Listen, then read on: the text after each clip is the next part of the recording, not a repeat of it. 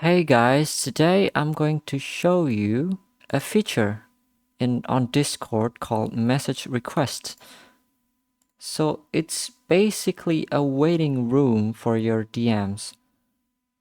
Here you can see two types of messages, requests and spam.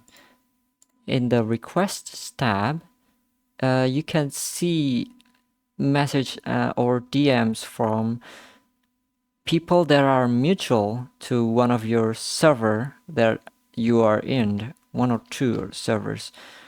And spam is the opposite of it.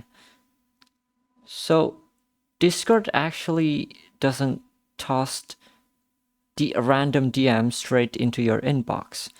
It's get filtered here. And if you want to set this up, you can go to the setting and go to content and social.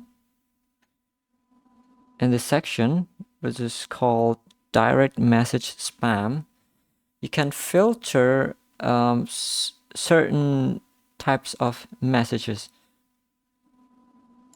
You can choose from this three options from your preferences. So yeah, it's a short video, but I think if you find this helpful, please like and subscribe and turn on the notification bell for more quick and easy tips. See you in the next video. Bye.